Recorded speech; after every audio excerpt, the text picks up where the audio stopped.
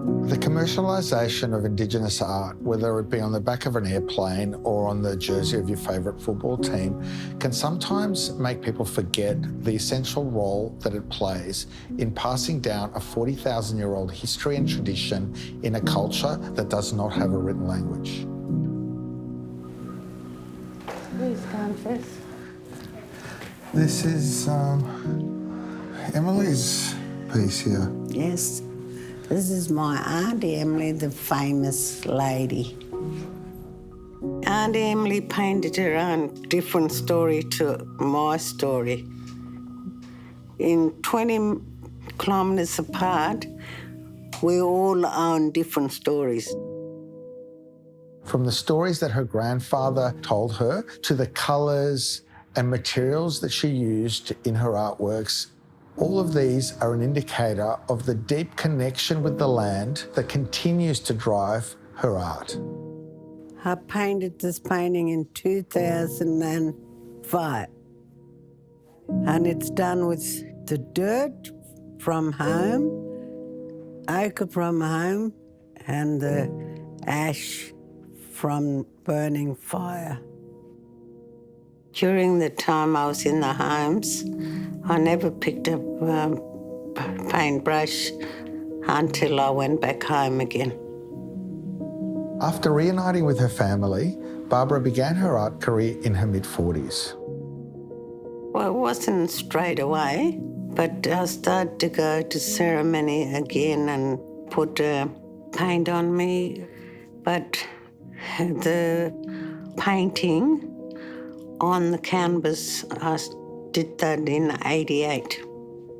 And then I started on the grass seed because the grass seed was a very important part of my life. When we ran out of ration, we had to go back to go and collect seeds from this grass.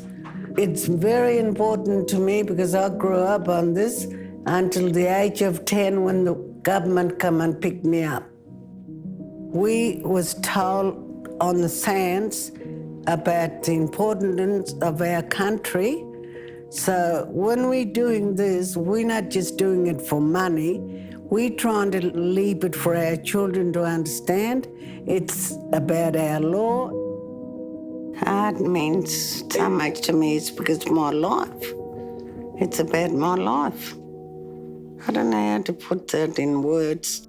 So we have to pass it down so it can be known by my children and their children. Yeah, what about that? Some of the different designs on here is where the important places are of where we did our ceremonies and So it's a little bit like a talking map. My grandfather took me to places where women can't go and told me I can paint this and that so people can know that's a sacred place not to go there. For you, it's stories, it's land, it's been passed. Every story we do, every painting we do is something that's been passed down to us. It's not about pretty pictures.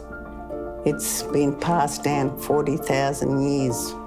It's your language. Yeah, to my people, While I've always been interested in Indigenous art, it took that trip for me to understand why it is so moving.